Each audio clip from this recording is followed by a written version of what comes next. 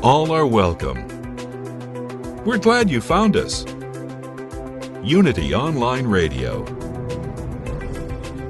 the voice of an awakening world. Welcome to the Yoga Hour, offering insights and practices for spiritually consciously living today. Here's your host, Yogachara Ellen Grace O'Brian. Good morning and welcome to the Yoga Hour, where we talk about yoga in all its depth and breadth as a path to spiritually conscious, fulfilled living in today's world. I'm your co-host, Dr. Laurel Trujillo, and today our topic is Spiritual Insights for Abundant Living. I'm so delighted to be joined today by Craig Bullock, who also goes by Isha Das, to discuss how we can live our lives from our deepest spiritual insight. Craig Bullock, or Isha Das, is an accomplished teacher, writer, lecturer, and psychotherapist. His education includes extensive study in psychology, spirituality, mysticism, world religions, and yoga. Isha Das was made a minister and official Kriya Yoga teacher by Roy Eugene Davis, a direct disciple of Paramahansa Yogananda. Isha Das's latest book is Open Wider the Door, the Integration of Kriya Yoga and Mystical Christianity. He is the founder and spiritual director of the Assisi Institute in Rochester, New York. The book we will be drawing from today is Living Grace, a daily companion for meditation and contemplation. Welcome, Craig Bullock, or Isha Das. I'm so delighted you could join me today on the Yoga Hour. Well, I'm thrilled to be talking with you and very honored. I'm looking forward to our conversation. So before we begin our dialogue about spiritual insights for abundant living, let's begin with a moment of practicing what we're about to discuss, a moment of meditation, a yoga moment.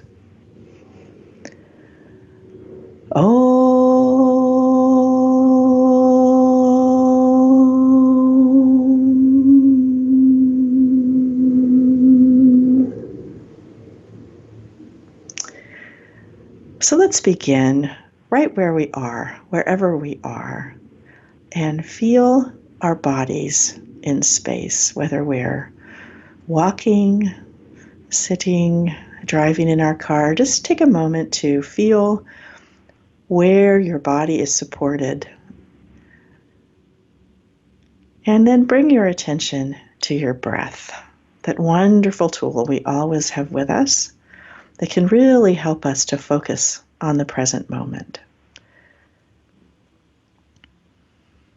So just notice as you take your next breath, just notice the inhale and the exhale. Not trying to change the natural rhythm of your breathing, just being aware of breathing. On the inhale, feeling the cool air as it enters the nostrils. And on the exhale, feeling the warm air as it flows out. Each inhale can help us to dive within. And with each exhale, we can relax.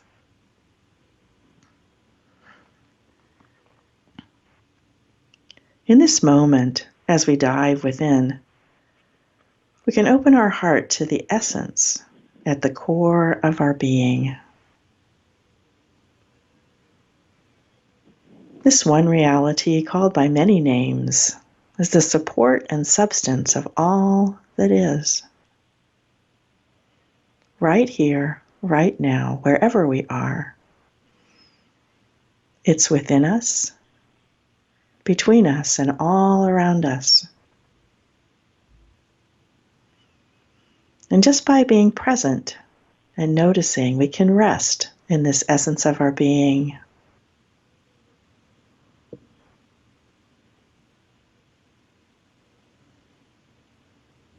As we rest there, we may notice thoughts or feelings as they arise. And we can just watch them. Watch them as they arise. and watch them as they pass away, resting in the essence of our being.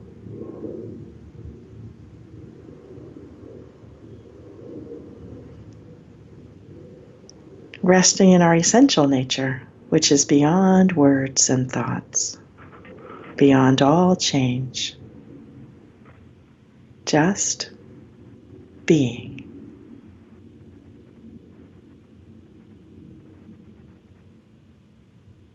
We feel the peace that emanates from this essence of our being and allow it to pervade the mental field, the emotional nature, and the physical body. And as we close this meditation, let's remember that that peace is a portable peace, as Yogananda described it. It's portable. We can take it with us today and share it with all we meet.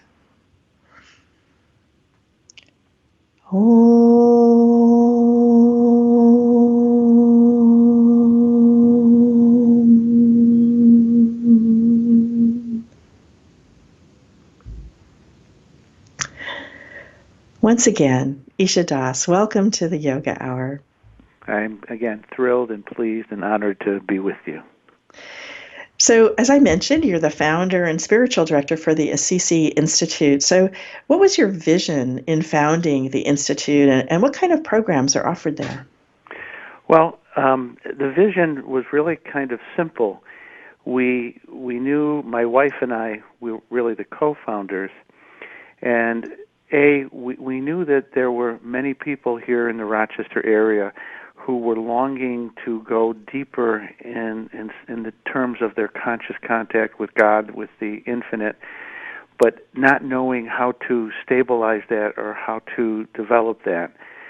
So in our vision in the beginning was offering contemplative prayer, Kriya Yoga, meditation, and just really teaching that to people so that they could stabilize that sense of God's presence or that sense of peace so that it really could become the backdrop to their life. That was our initial vision, and it really still is. It is, again, offering programs and practices to people so that they can go deeper into their own souls, their own essence, and to really live out of that spark of the divine within them. And I think the second piece is, in upstate New York, where Rochester is, western New York, there's a strong Christian presence, a strong Catholic presence, a lot of ethnicity. And we thought it was important also to help people to see that in the mystical traditions of Hinduism, Judaism, and so forth, that all of the saints and mystics are speaking the same language. Mm-hmm. Or really, or maybe a better way of saying it, are talking about the same experience. They may language it a little bit differently. So I think in a secondary sense, it was trying to build bridges, to be a place where people from different backgrounds could come together, yet we were drinking from the same well of living water.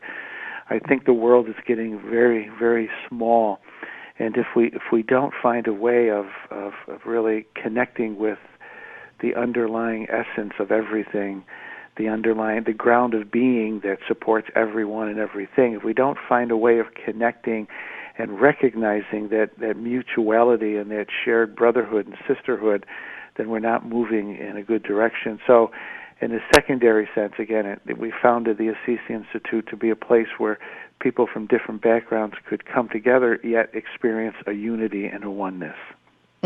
So beautiful, and I love that image of drinking from the same well, which I totally agree. I also want to mention just briefly that Yogacharya O'Brian, who will be familiar to listeners as the director and host of the Yoga Hour, will be offering programs at the Assisi Institute again in Rochester, New York, on May 9th and 11th. So coming up, and you can check the website at assisi-institute.org. Again, assisi-institute.org for more information. Yeah, we're really looking forward to her coming. It's going to be a blessing for us. All right. So, according to the website, the Assisi Institute fosters the integration of Eastern and Western mystical traditions, which you actually just touched on in your comments. So, why do you think this integration of Eastern and Western mystical traditions is so important in today's world? Well, to restate, and then I'll add to it, is again, the world is shrinking, with the internet, with communication, social media. We don't really live in ideological ghettos anymore. We're really rubbing shoulders with people from different backgrounds, different belief systems. And so, again, I just think I think it's part of the evolution of the human race and human consciousness that it's so essential that we begin to recognize that we really are in this together. There really is only one tribe. Some people may be Christian, some people may be, again, Hindu, Buddhist, but at the essential level, we're one tribe, and we really have to begin to, I think, see that, and not just in theory, but really begin to experience that kind of consciousness that doesn't negate the diversity, but also sees the diversity within the context of a common humanity and a common spirituality.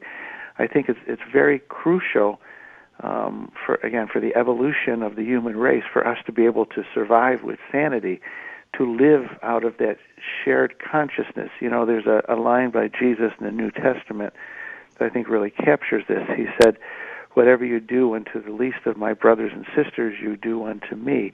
I don't think that was just a hallmark greeting by him so that we would behave better. I really think he saw, as all the mystics do, he saw and experienced the underlying unity within creation. And again, I think that's the next leap of evolution for the human race, to begin to live from that consciousness.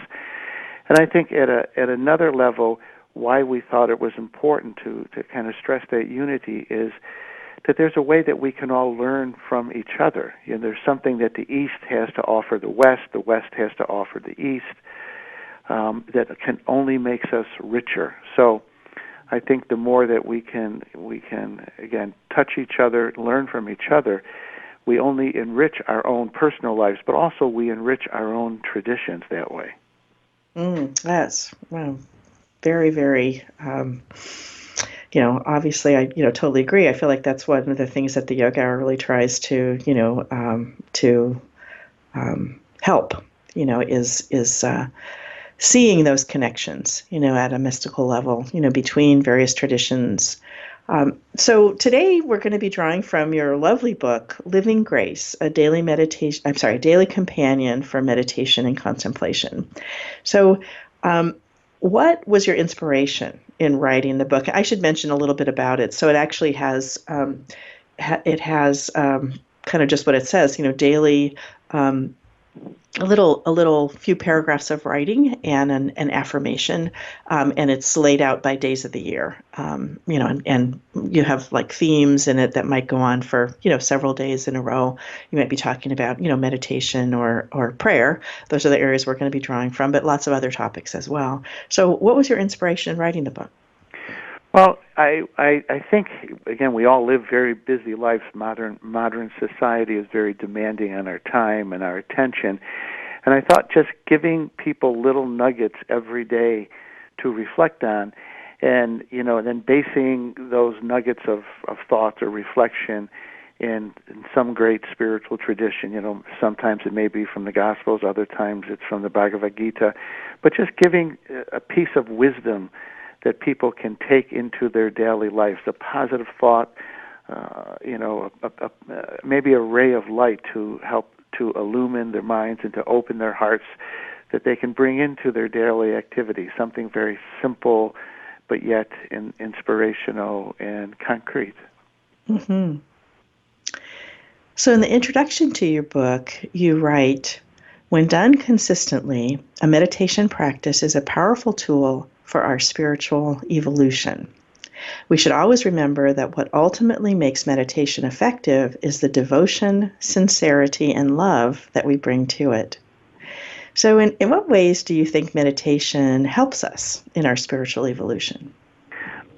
Well, I think without a a consistent meditation practice, what happens is whatever our sort of karmic orientation is, however our minds and our spirits are sort of directed, they just take over and live us. Meditation, because we don't have to meditate to live.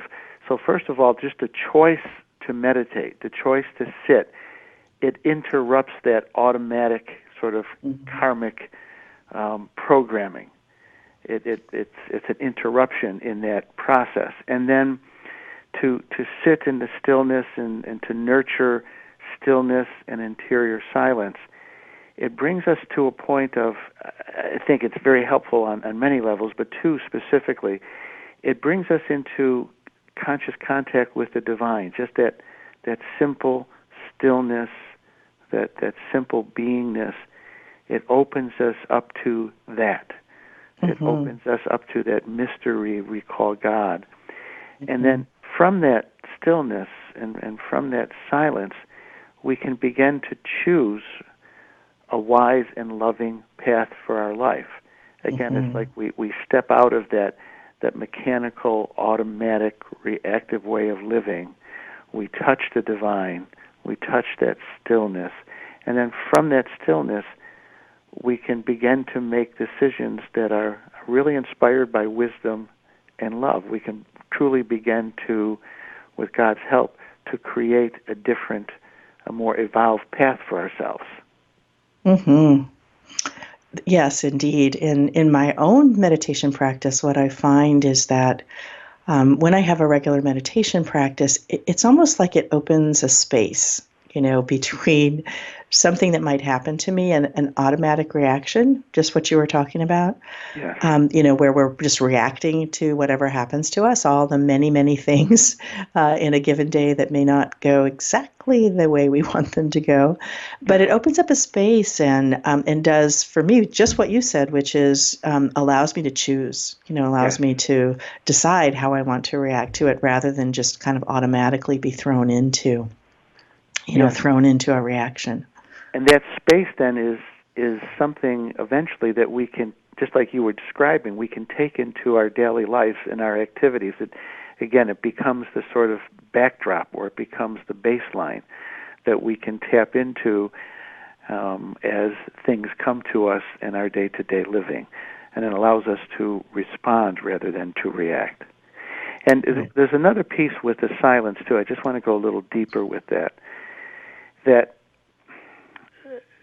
what I like to say to people is that deep level of stillness. It's not just quiet. It's not just the absence of noise. That deep level of silence and stillness.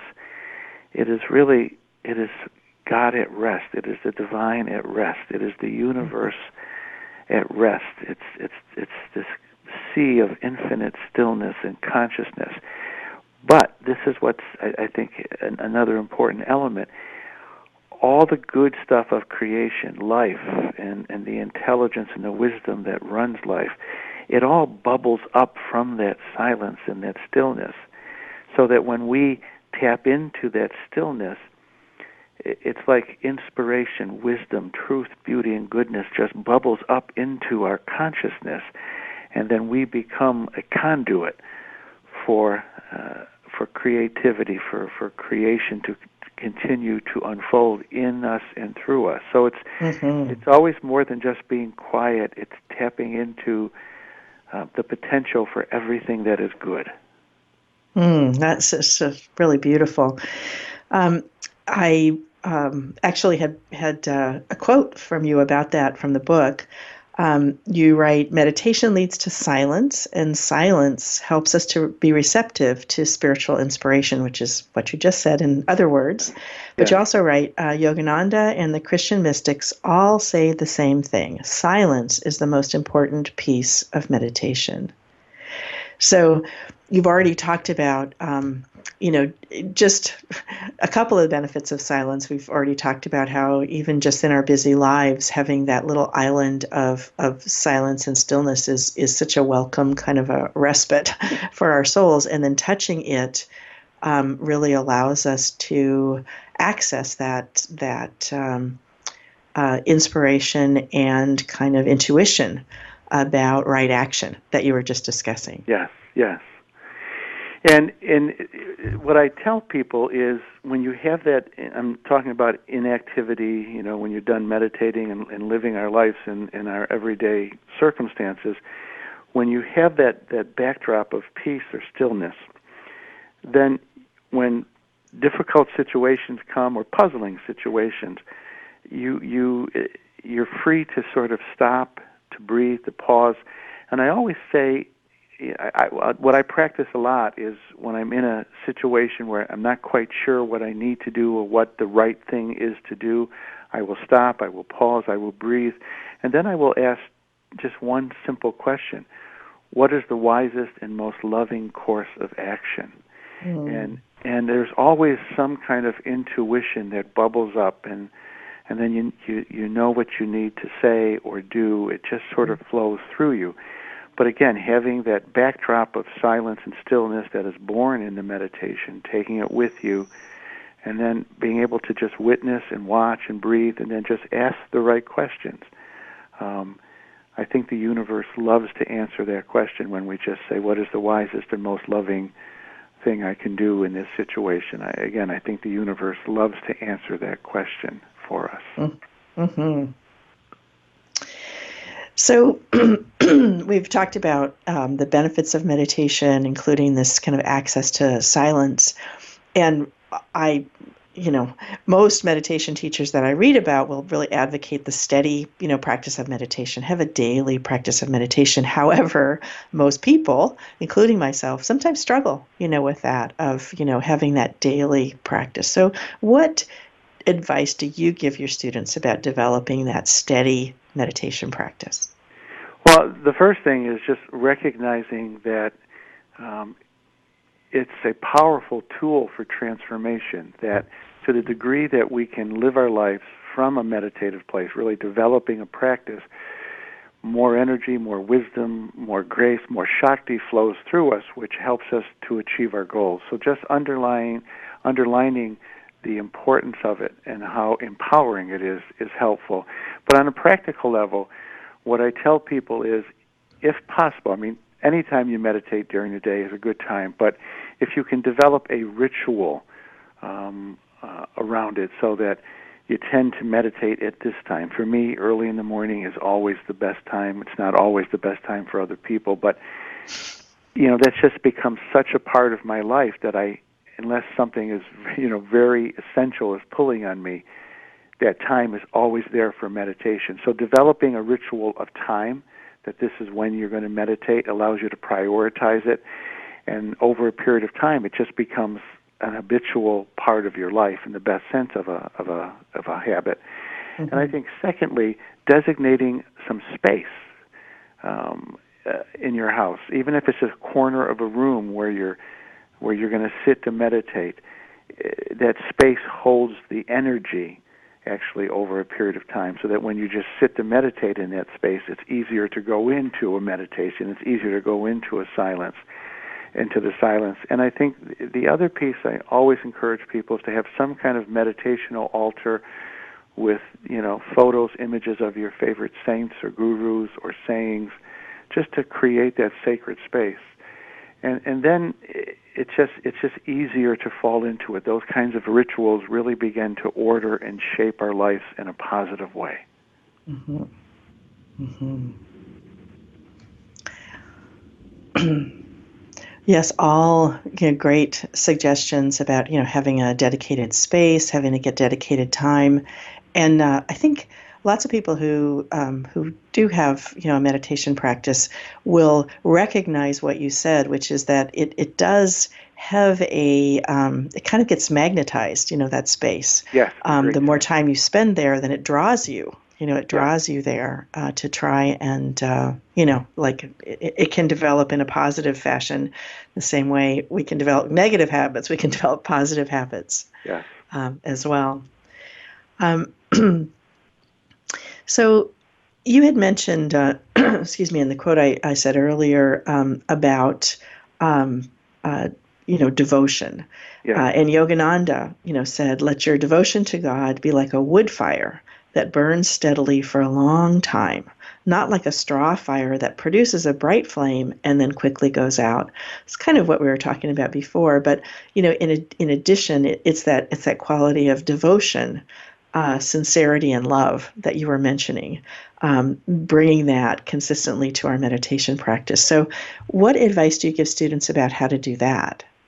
Well, two things. One is I always stress that most, what we teach at the Assisi Institute is Kriya Yoga, and there's techniques associated with Kriya Yoga. But I always say that the technique is not the end game. The technique really prepares our nervous system, our mind, body, and spirit to have that encounter with the divine.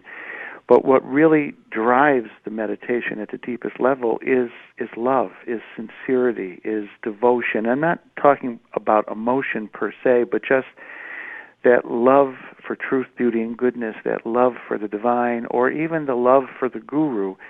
If that fire of love is kindled, then it's much easier to go deeper into the meditation. I love to share this quote. Teresa of Avila was Okay, hang on for that quote for just one sec, because we've come to the end of the first segment. Sure. You're listening to the Yoga Hour with special guest Isha Das, founder and spiritual director of the Assisi Institute in Rochester, New York, and author of the book we're talking about today, Living Grace, A Daily Companion for Meditation and Contemplation.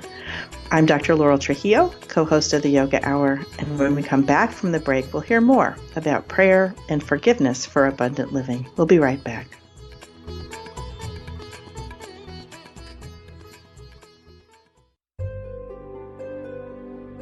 Discover the power within. Unity Online Radio. The voice of an awakening world. As Unity Online Radio continues to expand its programming and outreach around the world, we depend on the generosity of listeners like you.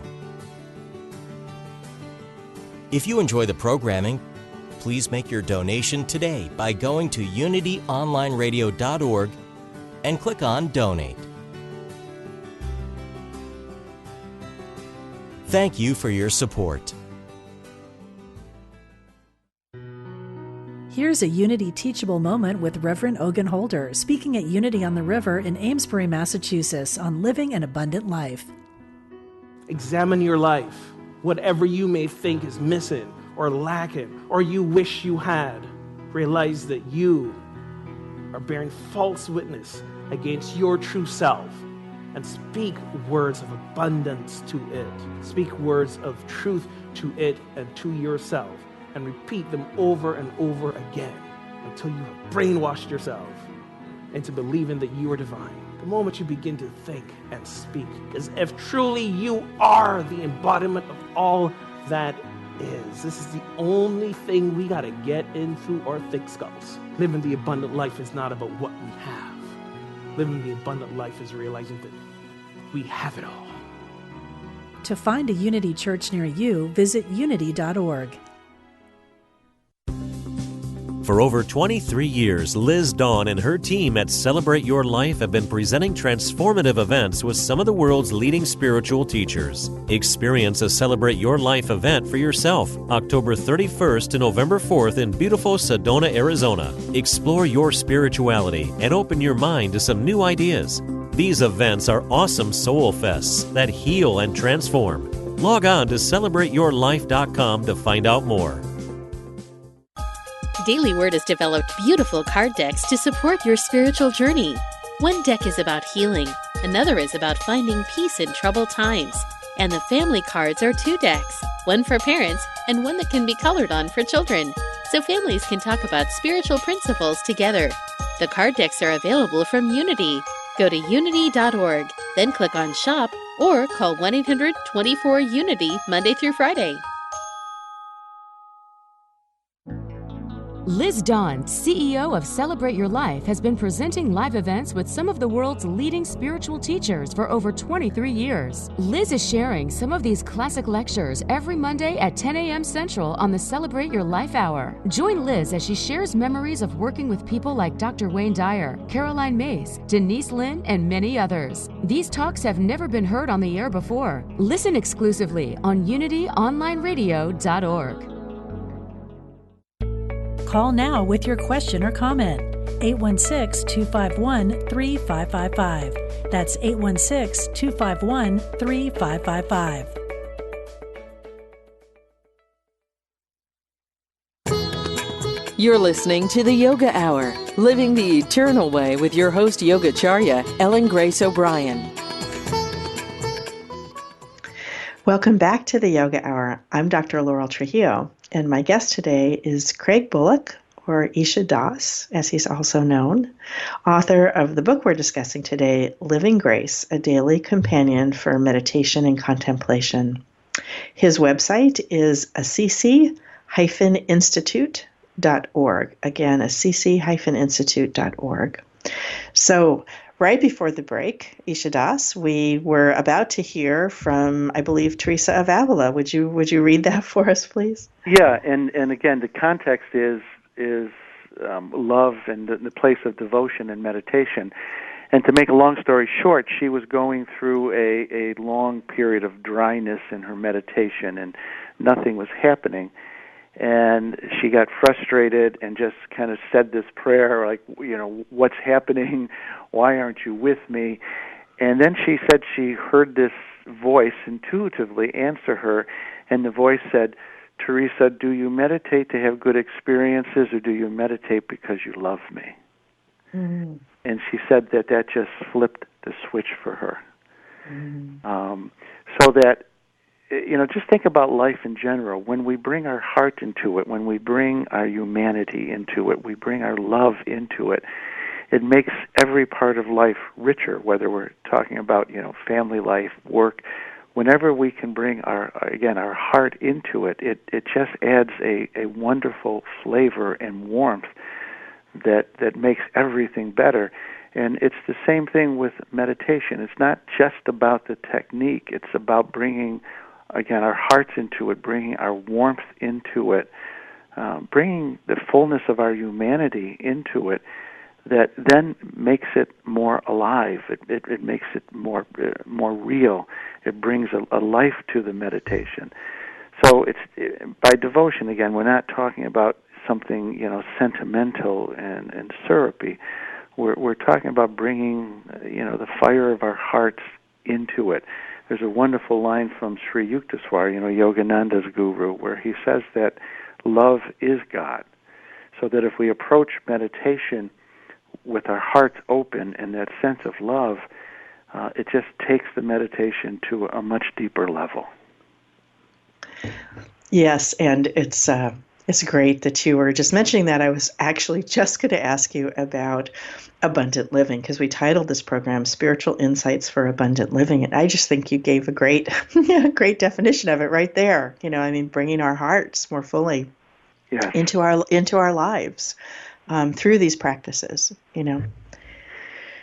So in the first segment of the show, we talked about meditation. Let's turn our attention to prayer. You write, though Yogananda taught about the centrality of meditation in the spiritual life, he also stressed the importance of prayer. His teaching on prayer helped me to deepen my prayer life in ways I could not have imagined. Often we pray to God or at God, pleading for fulfillment of our desires. Yogananda teaches us to pray in God and with God. This means praying not from our surface personalities, but from our deepest, purest depths, with absolute earnestness and sincerity. So I wanted to ask you about that. So sometimes in praying, we do pray for a certain outcome, and then are disappointed when that is not what happens. So what's your advice to your students about this? Well, if I can just share a wonderful, it's a true story. There was a little girl. She was about 10 years old. Her family lives in Phoenix, Arizona. Her birthday was in the middle of June, And about a month before her birthday, her mother asked her what she wanted for her birthday, and she said she was praying for snow. Now, this is Arizona in the middle of June. And the mother said, well, you keep on praying sincerely. Maybe God will give you snow. Well, her birthday came and went, and there was no snow. And her mother said, you must be very disappointed that God didn't answer your prayer. And the little girl said, no, God answered my prayer. God just said no. So I think it's good. I mean, I encourage people to pray for your legitimate needs and to seek direction and guidance for those legitimate needs. But in the final analysis, it's trusting that the universe knows best. That that the ultimate prayer is sort of what Jesus did in the Garden of Gethsemane. Thy will be done as you wish. That's the one that always comes true, huh? Yes. So, it's having faith that we are part and parcel of something very good. We're part and parcel of a reality that is conscious of us, that is loving, that wants our highest evolutionary good. And so what I say to people in that context, nothing happens to us, it all happens for us.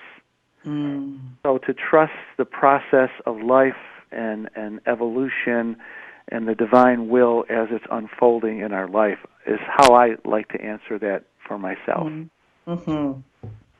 So here's another quote from the book. You write, growing up Catholic, I was constantly encouraged to pray about anything and everything. As I began to meditate, however, my prayer life virtually ceased because I honestly thought that meditation was enough. Now I see meditation as the left lung of the spiritual life and prayer as the right lung. Both are essential practices for our spiritual lives. So what is prayer? Simply put, prayer is lifting our hearts, minds, and spirits towards God. Sincere prayer creates intimacy between God and ourselves, which I think is really beautiful. Beautiful. So would you share more with us about your prayer practice? And in particular, so what do you think are the best times, to pray? Well, something that Yogananda says, and actually Roy Eugene Davis says too, is that a good time to pray is after meditation because, again, you've come out of that silence. There's hopefully been a sense of peace and presence. Our hearts are opened, and I think that's when we are maybe the most transparent. That's when we are the most vulnerable. That's when we are the most open, maybe the most in touch with our own hearts and souls. And at those moments, then we're really just lifting our vulnerabilities and lifting our hearts and our minds to God. It's just easier to make that conscious contact, I think, after we've meditated. But as I said about meditation, really the best time to pray is any time, so long as it's done with sincerity. And again, the way I like to look at prayers, it's not primarily asking for things, although, again, that has its place. It's really asking for the experience of God. It's asking for the experience of of asking for the experience of the infinite, for the divine. It is really towards communion. And, sometimes my best prayers happen spontaneously, and what do I mean by that? Sometimes maybe I'm in a difficult situation or something is pressing upon me and I can't make this happen, but there are these moments where it just feels like my heart and my soul just cracks open.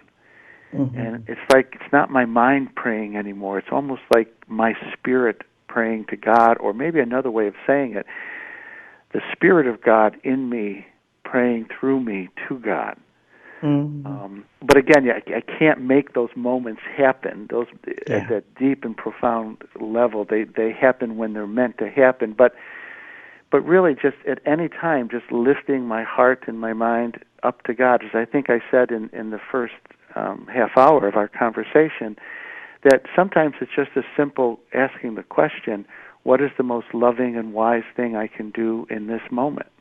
That's a prayer, and I think, again, the divine loves to answer that prayer. So prayer is a way of just nurturing for me that conscious contact with God, as I go through the day. And sometimes it's just saying thank you.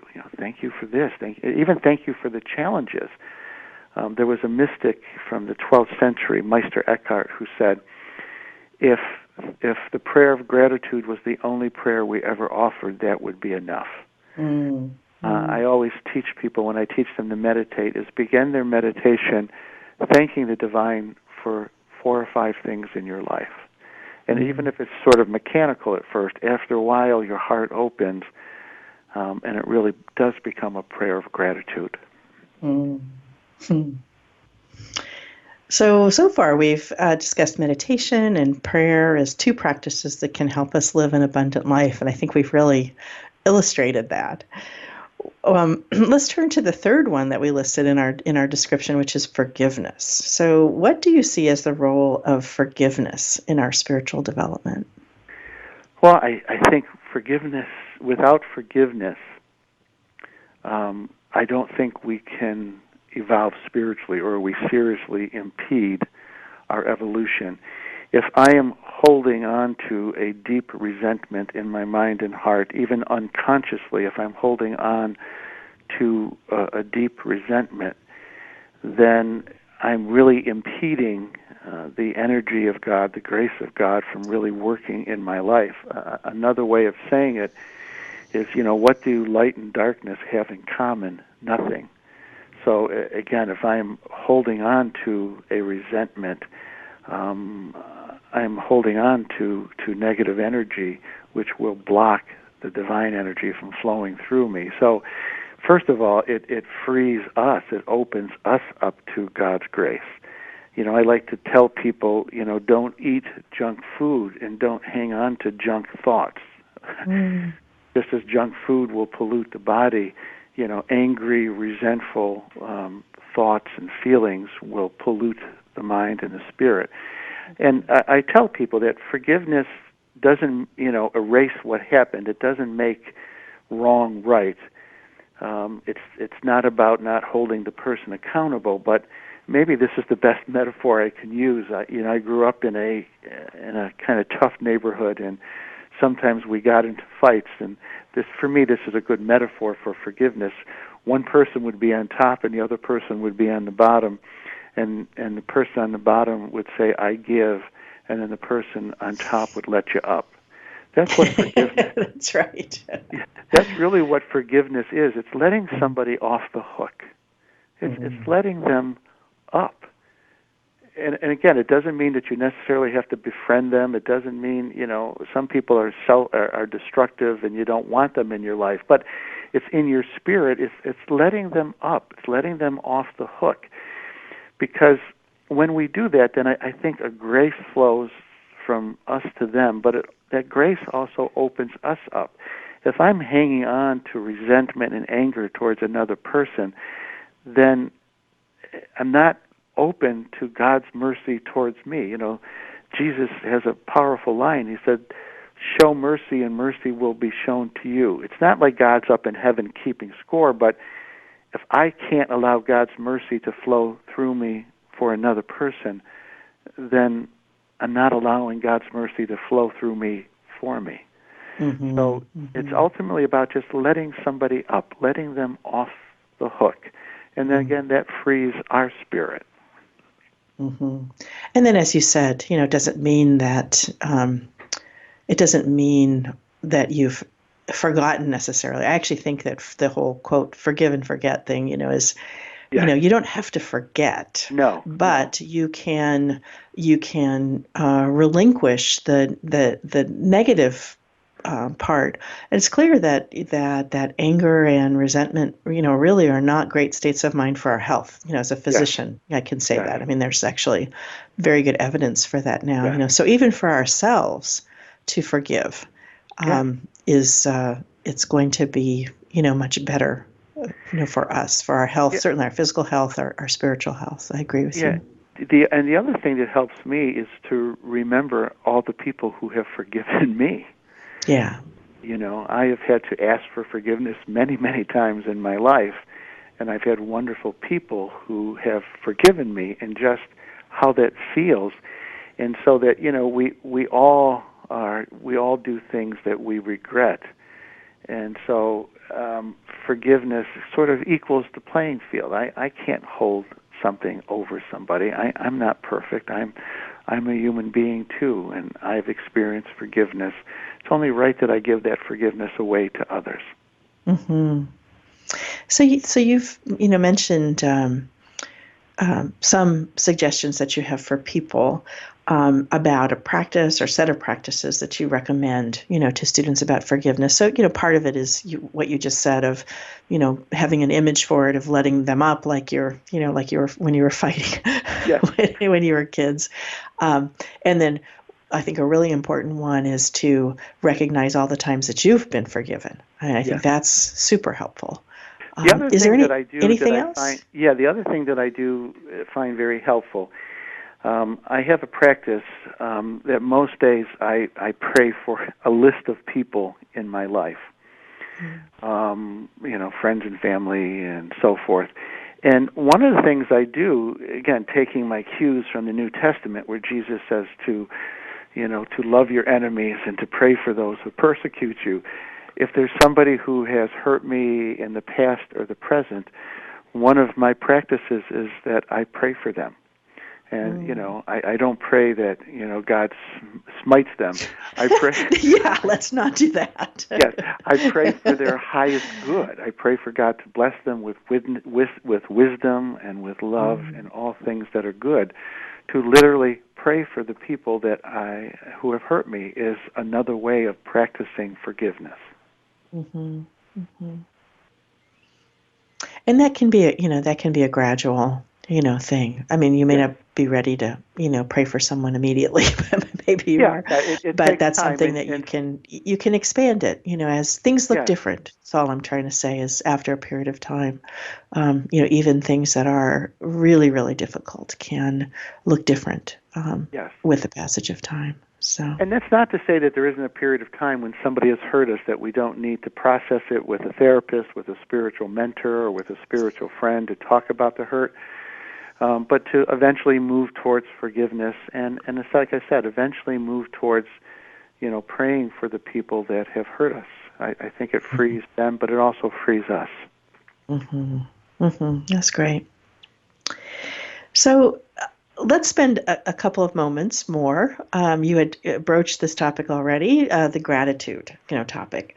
But I thought it would be a great, way to bring this discussion about spiritual practices for abundant living to a close. So to me, gratitude is one way that I feel the abundance in my life. And what's interesting to me about the practice of gratitude, of feeling grateful for things, is it's got a positive feedback loop. It only makes you want to be more grateful, right? It only makes you more aware of the many, many blessings that you have. So you write, gratitude is not an emotion, it is a virtue. Gratitude is the recognition of a loving, breathtaking truth.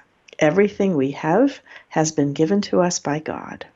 Our very existence is a gift. We did not choose to exist. Our existence was lovingly willed by God, and our ongoing existence is lovingly, purposefully willed by God. We are perpetually held in existence by God's will and God's love. Our lives are a participation in the one stream of God's life. Creation is one gigantic, ongoing manifestation of pure, divine generosity. I love that line. I'm going to read it again. Creation is one gigantic, ongoing manifestation of pure, divine generosity.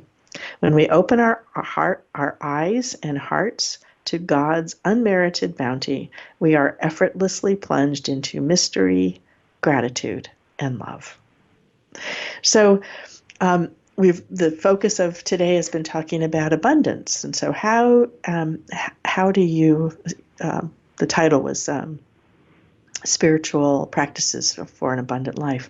So, what do you see as the role of gratitude in living an abundant life? Well, again, gratitude recognizes that our very existence is a gift. It's sort of on loan from God. I like to say to people, every morning that you wake up, thank God for one more day, because there have been millions of people who did not wake up today. And so just the mere fact that you're waking up, it is God that has, brought you into existence and wakes you up every day and has given you another opportunity to bring truth, beauty, and goodness into your life and into the world.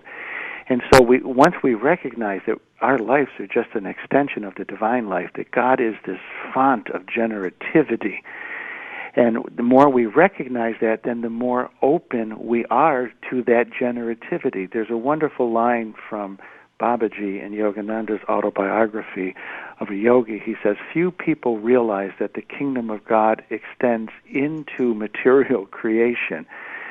So that gratitude, again, it acknowledges that God has given what God has given us. It acknowledges that God is breathing life into us at every moment. It opens our heart, and in that opening of the heart, we're more open to more of God's generosity. You see how that works? It's that gratitude really makes us a greater conduit for all that God really wants to give us on every level, spiritual and material. That's beautiful.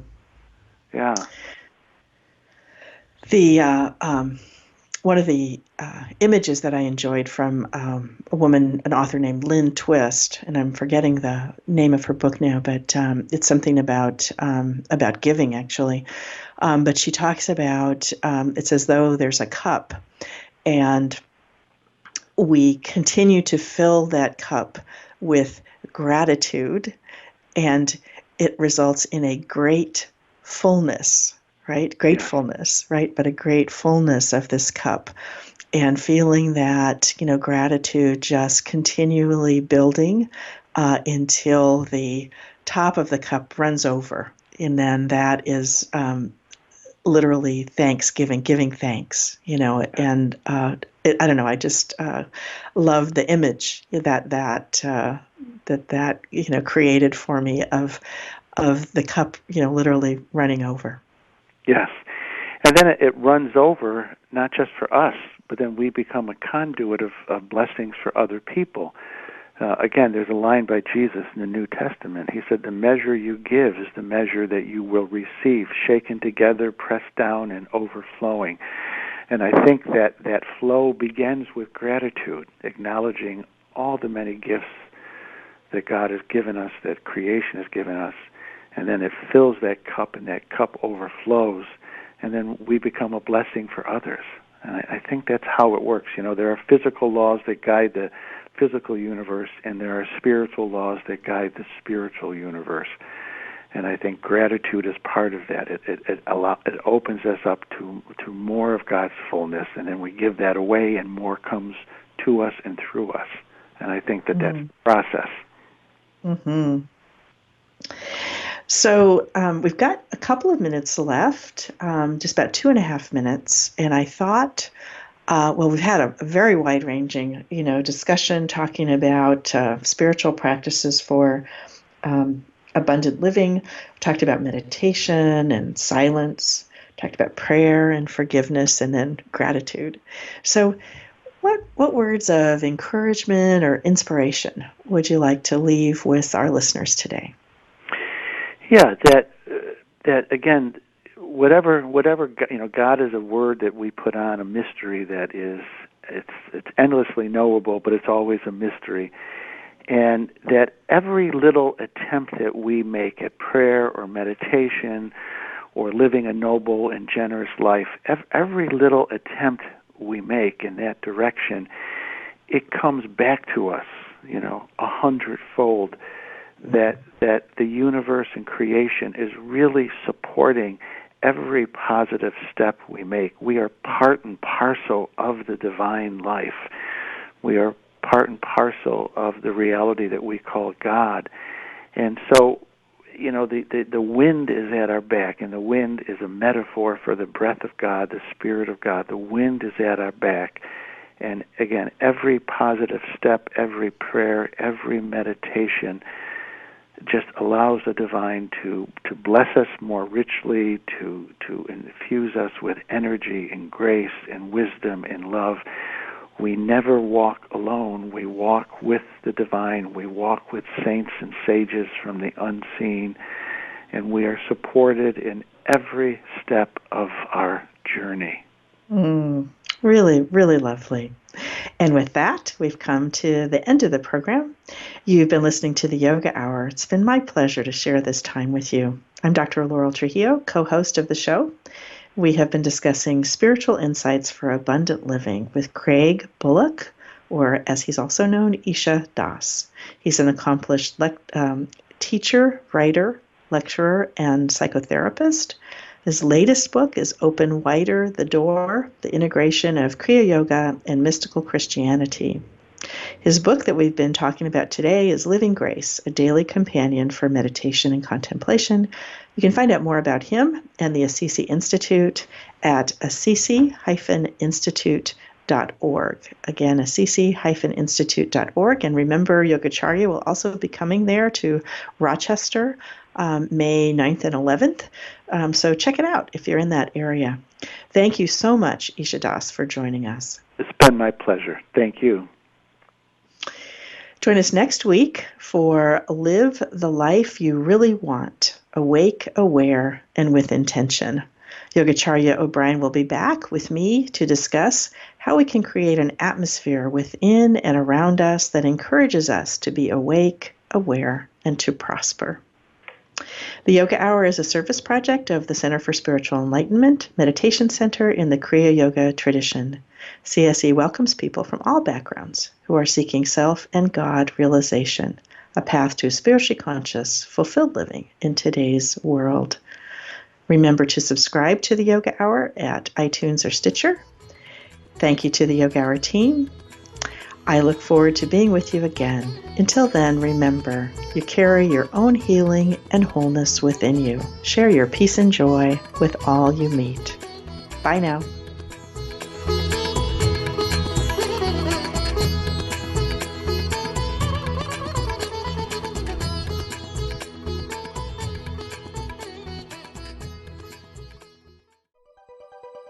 Thanks for listening. This is Unity Online Radio, the voice of an awakening world.